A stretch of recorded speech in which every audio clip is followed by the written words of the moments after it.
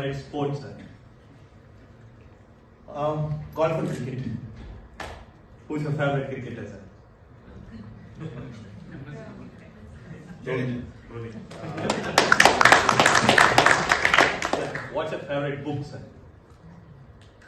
Okay. There is a book called Team of Rivals written by a person called David Halberstam.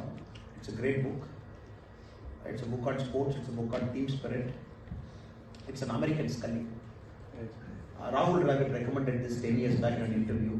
I purchased it then and read it. A book that I look up to in my tough times also. Such a great book. Thank you, sir. Thank you for sharing this. I'll start reading that book, sir. Team of Rivals, David Halberstam. Sure. Thank you, sir. I guess it's good for the audience to make a note of that. What's your favorite quote, sir? Or we call in Tamil, Paramari. What's your favorite Paramari, sir? It doesn't matter how you are born, but make your life worthy of somebody's.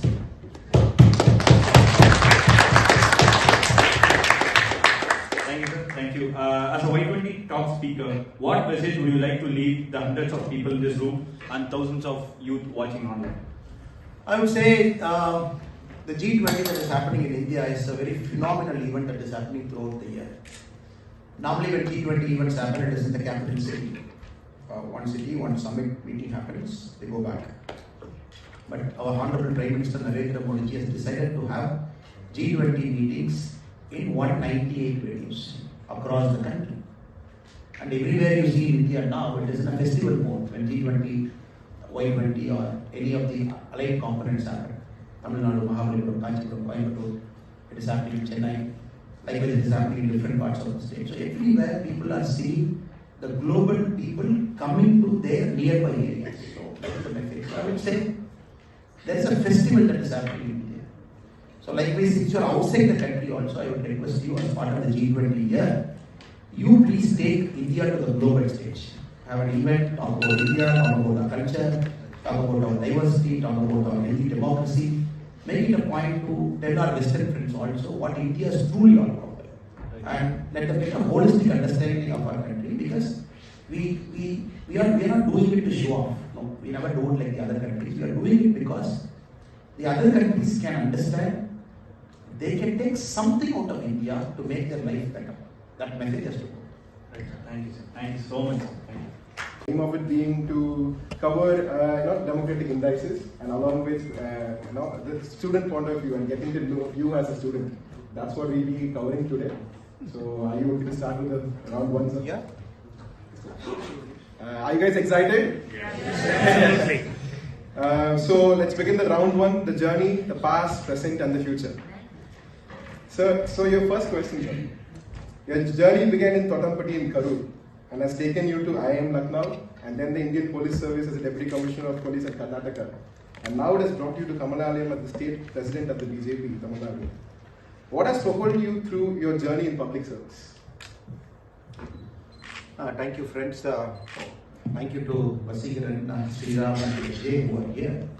And my special respects to Professor Sudarshan Ramji and Madam Hema and all the eminent guests who are sitting in the front row and all the student friends and Tamil diaspora who are sitting across this classroom.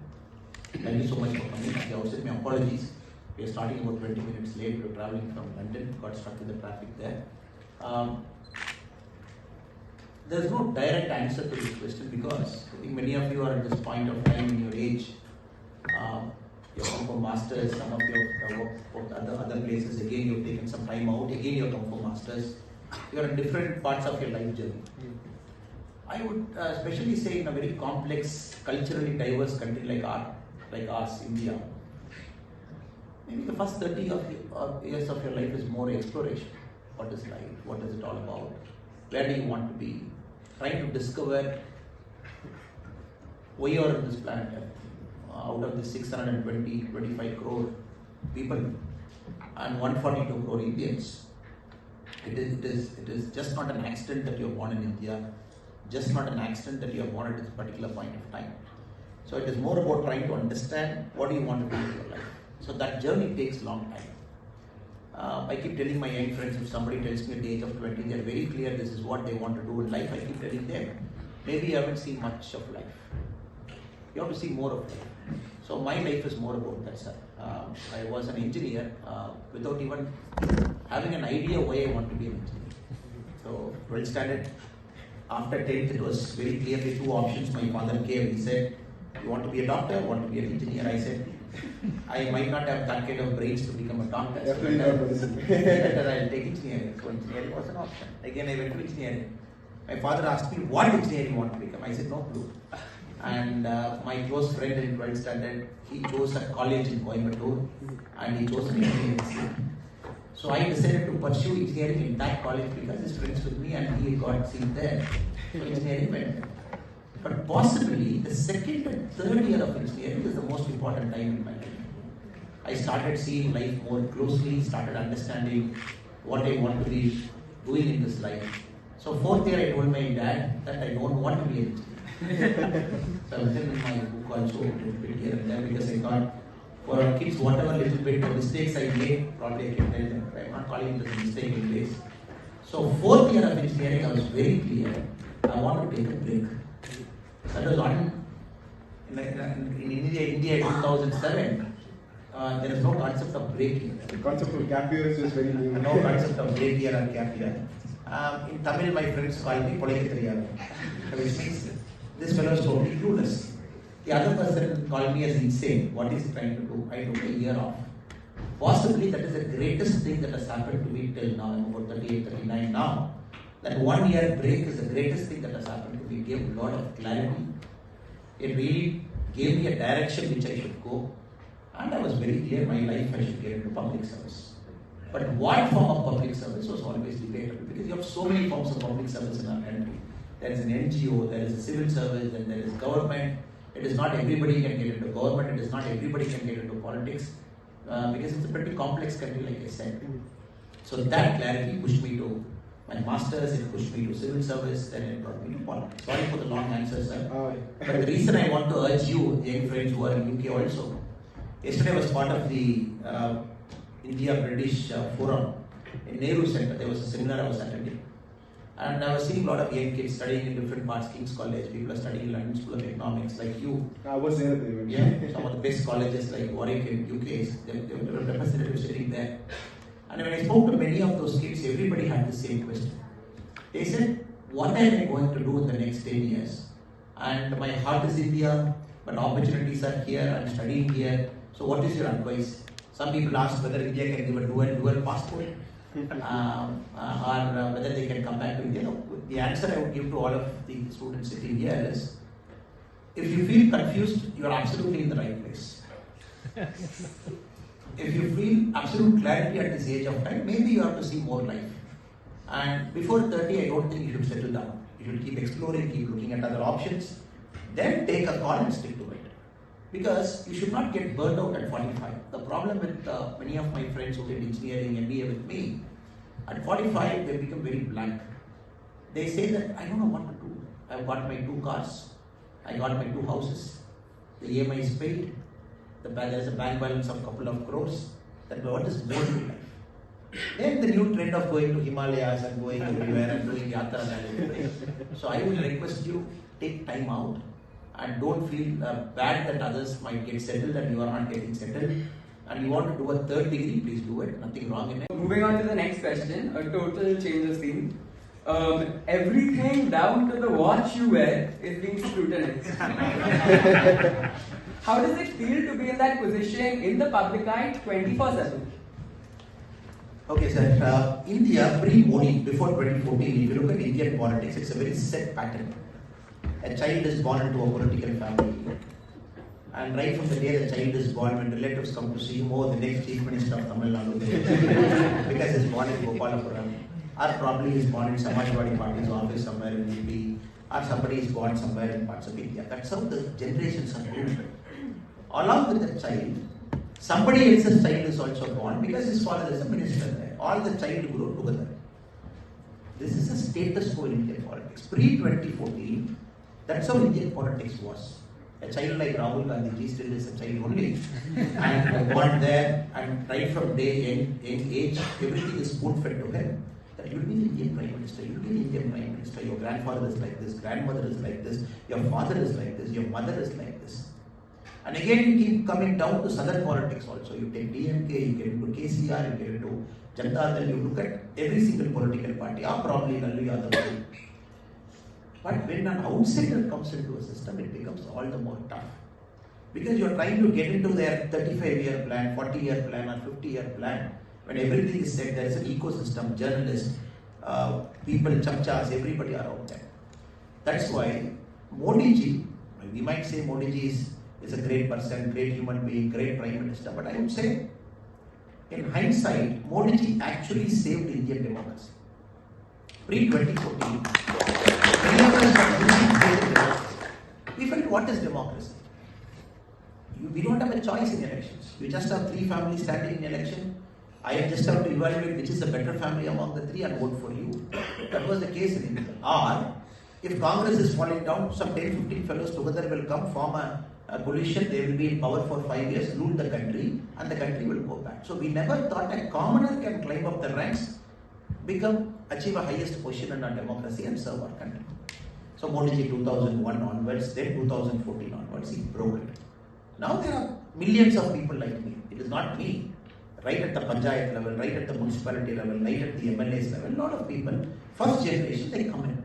Family doesn't have any smell of politics. Family doesn't even have 1% role in politics.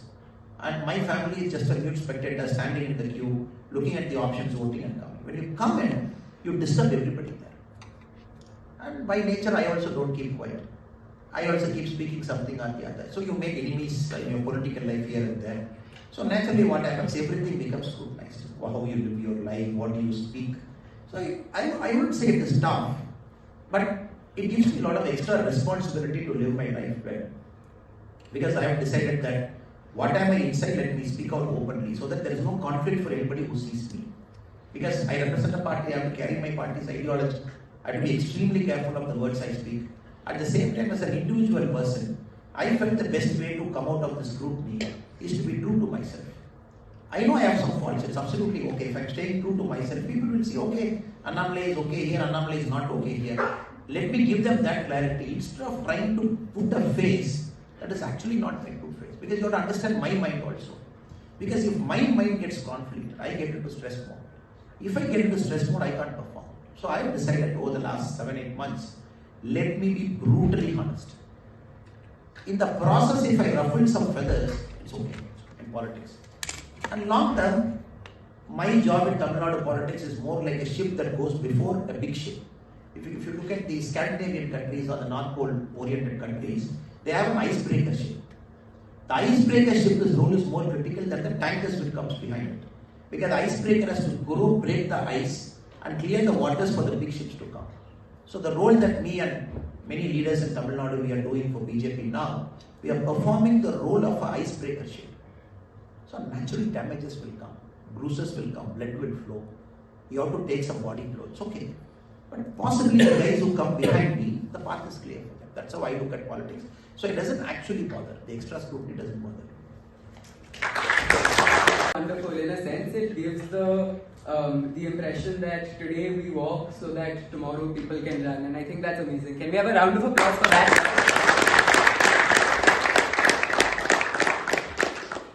Sir, as one of the youngest and most influential individuals in Tamil Nadu politics, we know you have many dreams for Tamil Nadu. What is the one thing that you want to change in TN politics, sir? We want to bring my aspiration and all of our leaders' aspiration as a team BJP right now. We want to bring decency back into public life. Because Tamil Nadu is more about decency in public life. They are very spotless. The other day I was in Tambaram. Tambaram is communist leader Jiva's birthplace. Though from a differing ideology, Jiva is a man of excellence. So there is a story which I was recalling in the Tambaram meeting also. I said I've come to this very sacred place of Jiva Ji. And the story of Jiva we all know. When Karmavira Kamaraj Raya was the chief minister, he was in Tambaram to inaugurate a school building. And being the local leader, Jiva Ji has to come. So he failed to turn up for 20 minutes. 8 minutes was waiting. Finally Jiva Ji came. Kamaraj Ji asked him, why were you late? And Jiva would have said, I came late because I had only one dhoti. And I was wearing the dhoti yesterday. And I cleaned up the dhoti in the night. I put it for drying. The sun came out late. So by the time the dhoti got dried, I was wearing the dhoti and coming. So you have this kind of characters. You have people like Kakkan, education minister. Now who's our Tamilnadu's education minister? Who's a part-time actor and a part-time Udayanidhi Rasiyar Mandra club leader? Part-time he comes to work. So you have Kakkan, you have Jiva, you have people like Kamarajaji, you have Rajaji. So again, if you go back, but this kind of leaders who were in politics. So they brought a lot of decency and a lot of selflessness to politics. I think you bring it, forget ideologies after a point of time, you bring it because every ideology will come towards national in Tamil Nadu after a point of time. That is the only way Tamil Nadu politics can survive. You cannot have a divisive ideology inside. It all has to become national in a matter of time. So I would say the main goal is to bring decency back into public life. And for that, you got to be a good human being, or try to be a good human being.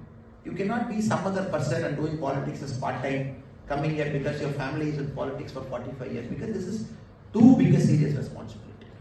Too big a serious responsibility. And the mistakes that you crucially make will affect the state, which is not visible now, which will be visible 10 years from now. Anything you do, it is not visible tomorrow. In your jobs, a student thing, you perform something bad today, the grades will be there tomorrow. But for a politician, unfortunately, the mistakes you do, the penalty will be paid a decade later by the population. That is what Tamil Nadu is paying today. Yes. Thank you, sir. Thank you, sir. So we're done with the round one. So now we'll be going to the round two, which is facts and fallacies. That's going to be our second round. So, to begin with the second round, sir. So as international students here, my fellow friends, my team and I, one constant thing, obviously the scenario has changed a lot after 2021 especially.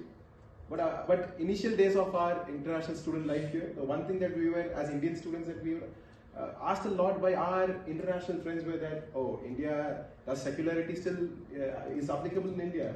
What are the democratic values in India? And I would like to refer to our Honorable Prime Minister, Mr. Narendra Modi's speech at the US Congress 2 days ago, that India is a landscape which has 2,500 political parties, 22 official languages, 20 different parties govern different states inside India. And given this cultural diversity that our motherland has, do international democratic indices still stand applicable in India? Do you think that there is some injustice that's done to us in that context? I got some data with me. Thank you for asking this question, brother. I'm going to use my cell phone to just read out the data so that I don't get the numbers wrong. Now, the favorite pastime of many people, especially in this part of the world, the Americans and the British this side, is trying to look at Indian democracy from a Western lens. They have the Western lens, they look at Indian democracy and then they make their opinion, judgmental opinion. And there are some institutions which publishes rankings. Now I am going to talk about three of the world's, probably the topmost, what they call the democratic indexes. There are three top ones which keeps publishing ranking. I am going to first take the Freedom and World Index. Freedom and World Index is from the New York City, headquartered there by the Freedom House. They publish a ranking called the Freedom and World Index. Now, till 2018, India's civil liberty score, how liberal is the society, the minimum being 0, maximum being 100. Yeah. India's civil liberty score was at 42 till 2018. Now, surprisingly, this Freedom and World Index started in 1973. Because this is very important, I'm giving you this data because many of your friends are asking, you should be in a position to explain something. From 1973 till 2018, India's civil liberty score was continuously at 42. We didn't change. Emergency 42, post-emergency 42, Modi era 42, Congress era 42. Now, suddenly in 2022, after 2018 when Modi ji comes to power for the second time, because they thought Modi ji has come to power for first time, it's fluke. They will not come for the second time. Second time when Modi ji came again, the rank of civil liberty dropped down to 33 from 42. You see how it is dropping. Very, very surprisingly, I was looking at the other countries they have ranked. Northern Cyprus, which is controlled by Turkey, which is not recognized by United Nations as a country. Northern Cyprus score of Freedom and World Index is 77. More civil liberty they claim, and the United Nations do not even recognize it as a country. It is 77. A country like India is 73. Mongolia, which had a one-party system till 1990. Now the score they have given to Mongolia is 84. Then again, if you go inside, in the Freedom and World Index, probably the number one index they compare everywhere, Jammu and Kashmir is recognized as a separate country. You go inside, you find a score for Jammu and Kashmir separately.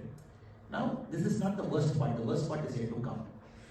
Now, I was trying to analyze how do you actually come at a score. So they have 25 intellectuals. They are journalists and human rights communities, think tank, academic. And this 25 people answer in-house questions. It is not that they come to India, talk to people, friends, how is democracy or no. 25 guys sit in New York. They happen to be the academics, they happen to be staff, analysts, consultants, experts. I don't know what experts they are. And 25 questions, this 25 people answer. The combined cumulative score is the Freedom and World Index, coming from an ACO. It is like going to Taliban, asking them to give a certificate for themselves. Taliban will say, oh, we protect women like anything. There is no comparison to us. So this is one score for you. Now let us look at the second score, which is the Economist Intelligence Unit Democracy Index. Economist magazine, again widely quoted. And they published this score. If you again look at it, where the Economist has kept us. 2006 they started. 2006 they started ranking. Economist Intelligence Unit, EIU, their score for democracy. India was ranked 27 in 2014 and now pushed down to 46 in 2021. So even lower the score, better the country. So 2014 we were at 27. Now 2021 we are at 46. They increased the rank, meaning that democracy is going down is what they claim. Now when you compare Hong Kong, Hong Kong's civil liberty is much higher than India. Sri Lanka's civil liberty is higher than India. All those countries where it is collapsing, where there is political instability, they have more civil liberty score. In a country like India, when one party with more than 303 MPs is governing, absolute no instability, we are lower than Hong Kong and Sri Lanka. Now, I was just taking 2021, why did you give less score to us? They said because of nationwide lockdown, we are giving you less score. Now, I would tell my economist friends, for me, life is more important than liberty. Peak of Corona, how can we run a country without locking it down? For locking down the country, if you are restricting the score, what happened to Americans? Yes, America, economists has given higher score because America did not lock down. But how many people died? So this kind of arguments they have in publishing a score. They said 2021 India's civil liberty score has taken a beating because of the nationwide imposition of lockdown. But they are not understanding it is to prevent the spread of pandemic. And they have given less score. Now, I was also checking, how are you scoring us? When you come to India, talk to our people, go to our Gram Panchayat, go to our MLAs, go to our thriving democracy, see it. They said, no, we take our cue from an opinion poll result of World Value Survey. Now, World Value Survey did not do survey after 2012. So, what happened after 2012? So, last 9 years you haven't done a survey, but how did you give a rank? They said, in the years when the World Value Survey don't do a ranking, don't do a survey, we based our ranking on expert opinion. This is Economist Intelligence Unit for you. Again, experts sitting in AC giving ranking. No, now time has come to demolish that. Now we go to Freedom Index. This is the third index, the possible index where your Western friends quote you. Now this is based on Sweden, published by the Varieties of Democracy Institute at the University of Gothenburg, Sweden. They give it. Now, one question there, where India has got 0 marks for it, by which the rank came down. The question they have asked is, to what extent is direct popular vote is utilized in India?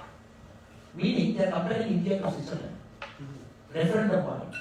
So, any decision Modi is taking, he should hold a national referendum. Daily. Can I open the door? Can I sign a FTA with EU? Can I increase the passport thing? Can I go to US? Can I go to White House? You do referendum daily. And then they say countries which do referendum like that, they come at a higher score. So they are equating India to Switzerland.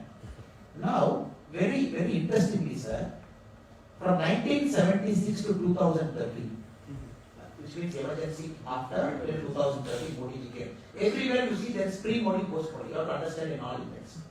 1976 to 2013, the score they have given to India is 0.85, which is high. One is perfect, 0.85 is high. After Modi ji has come, they have given 0.6. Now my question to my friends of Freedom Index is, sir, from 1976 to 2013, we all know Congress was in power. I am not denying it. But do you know Congress has used Article 356 91 times to dissolve state government.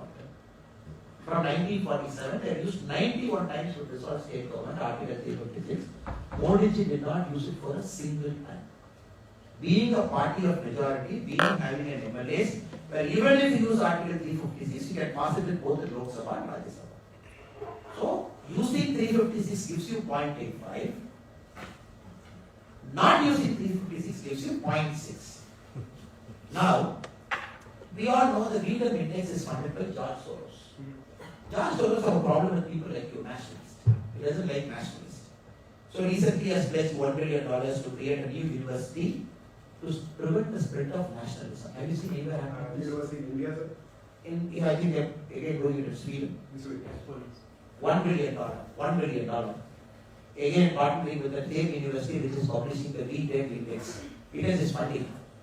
Now this NGO called Open Society Foundation is doing it.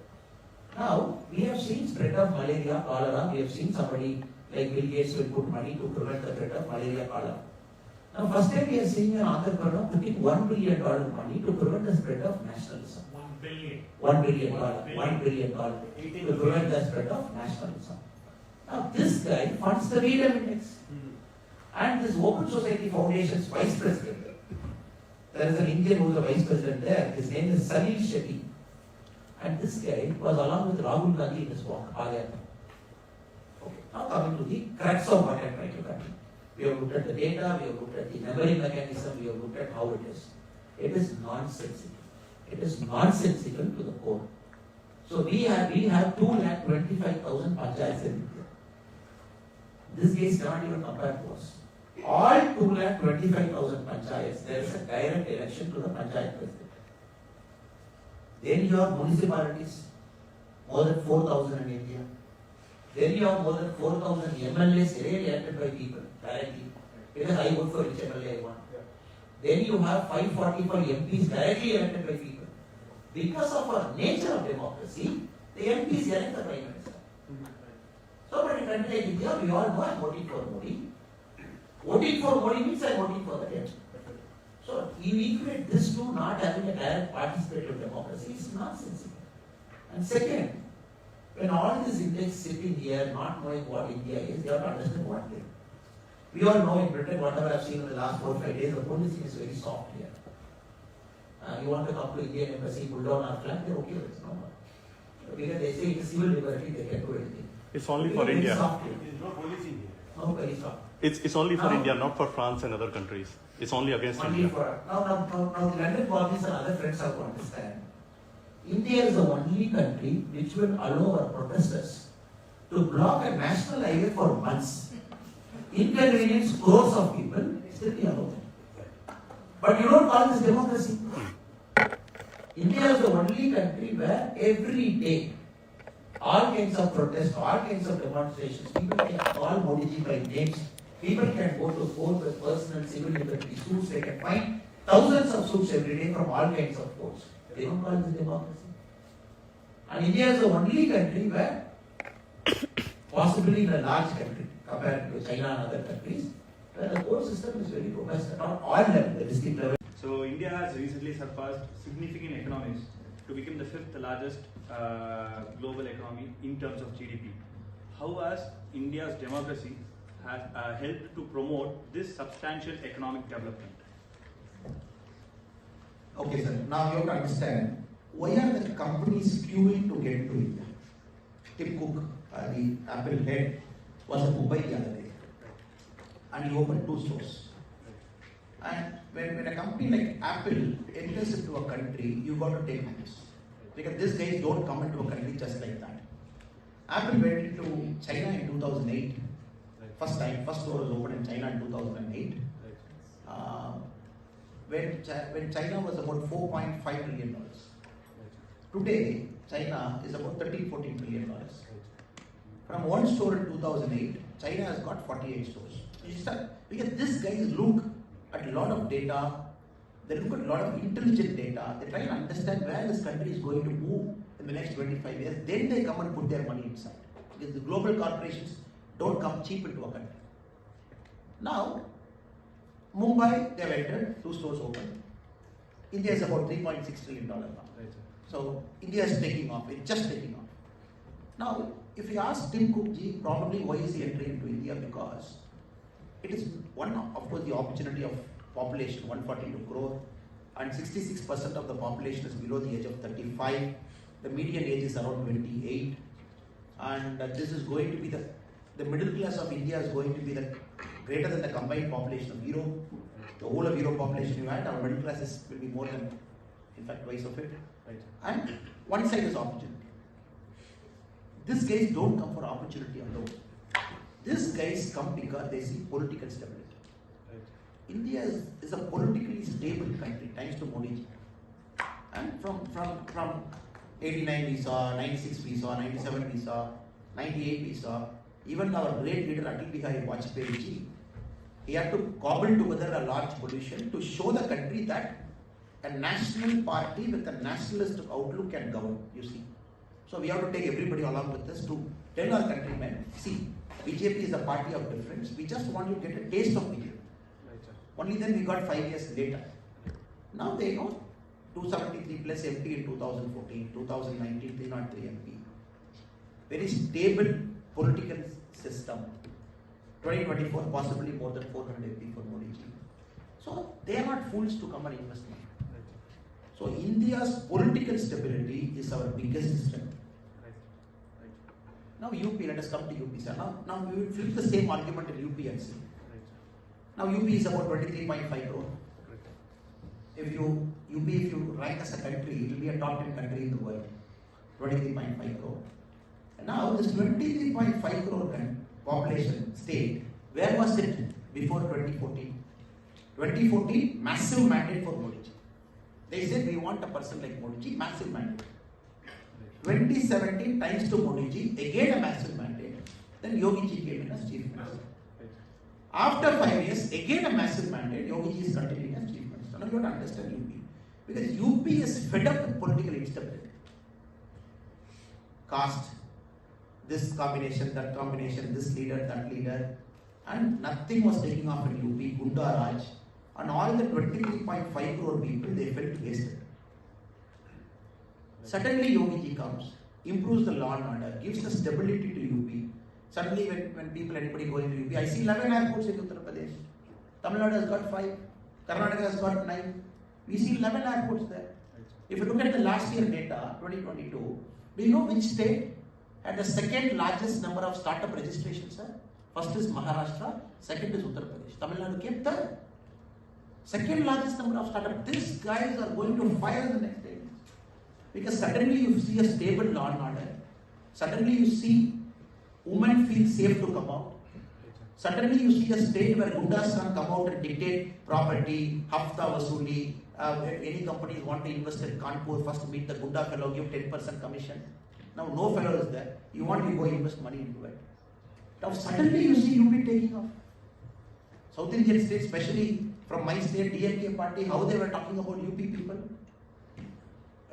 Any of your UP friends who are here, they say North Indians. They say Pan Parak Wala.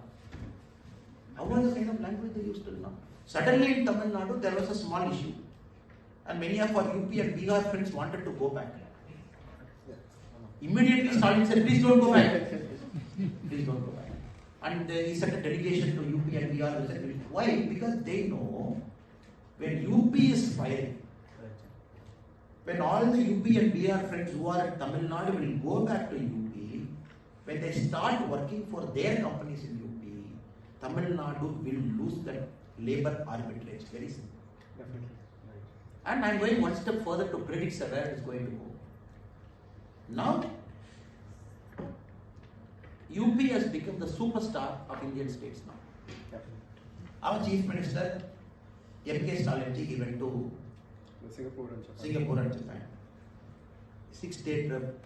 They said, oh, I'm going to bring money and blah blah, and everything he did. So we were also expecting, oh, the Chief Minister was going to come back with huge money. 8 days later he came back. In the press conference, they asked him, how much money you brought? They said, before answering, I want to criticize my opposition friends. These fellows are speaking bad about me for the last 8 years. With a lot of democratic conversations, dialogues, debates, and a lot of conversations. And now that brings us to the round 3. And I guess we have named, our team has put in a lot of effort into naming this as a round that is very close to your heart as much as the BJP is. But you want to take a guess? The round is called, I think, the DMK round, which is Dhamaka round. Nothing to worry about.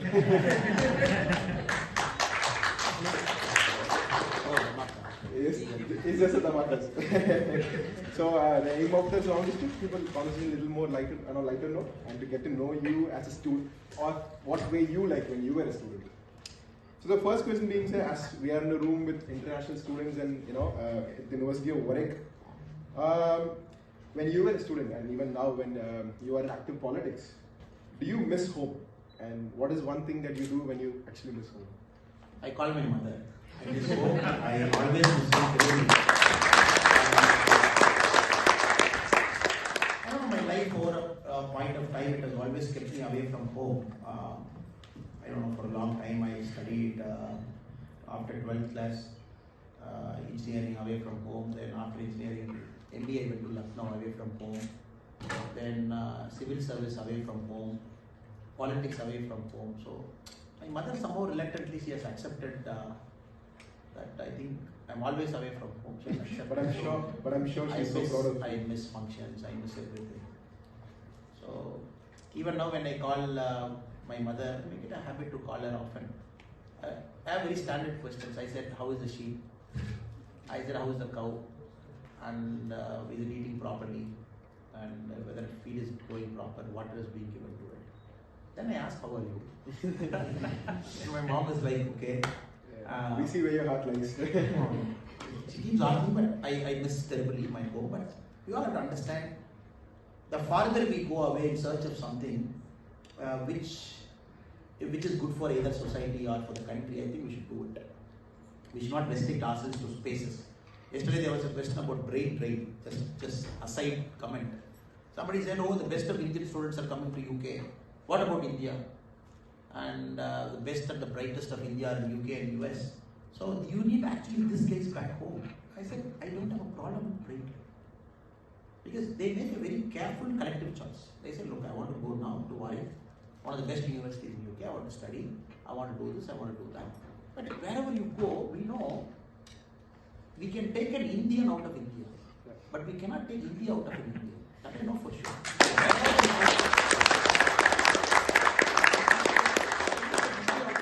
It will be there. When Prime Minister lands in Turkey just yesterday, odd hour, Indian diaspora is welcoming Turkey of all places. US, every city he goes, diaspora is coming.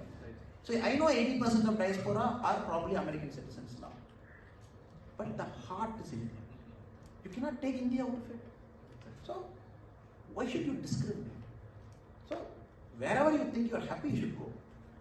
And India will always look out for you. That is why in Sudan recently, our country is not the old India. Any Indian citizen having a problem across the world, we come search for them. We come search for them. The old India will just forsake you. Oh, you are studying somewhere, you are working somewhere, I don't care. Ukraine, 22,000 people, you have a problem, we come search for it. We move heaven and earth to stop a war. We move heaven and earth. We stop a war for 5.5 hours. The whole of country's resources we put. The airplanes, the Indigos, the Air Indias. We send our cabinet ministers to 5 countries around Ukraine. Without the scratch, we lift all 22,000 and bring back. This is the new India for you. Or Yemen, or Afghanistan, or somebody getting struck. We search for them, we hunt for them, we take him out of the harm's way in any part of the world. Or recently in Sudan, Aki-Piki friends were struck there. The first level of evacuation happened to Saudi. We were able to bring a lot of people back. But we couldn't lift still 350 people inside. Because they are right in the middle of conflict zone. There is somebody fighting in the North Sudan, there is somebody fighting in the South Sudan. The Khartoum airport is not functioning. 200 American citizens inside. Then Modi ji said, nothing doing, go, we bring them back. He said, take the Air Force, go with commandos, land, do a night landing, bring them back. Then very daring, these are missions which at the peak of powers, America and Russia used to do it. Very daring mission which will cross continent and take people out. Now we came, we landed a C-130 plane. Runway was not there, ATC was not there. A pilot used a night vision goggle to land the plane. And while going, the American embassy also told us, since you are going, please bring our American citizens.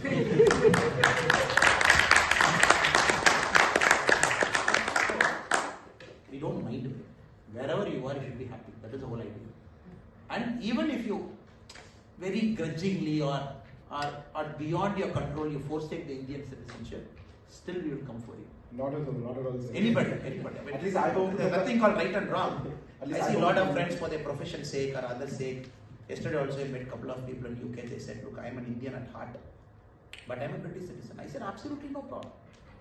Even in future something happens to you or your family, we will come for you. That is India for you. Because only the paper and some name and some passport, some page got changed. But India is in you. And who are we to tell that you are not an Indian? Thank you, sir.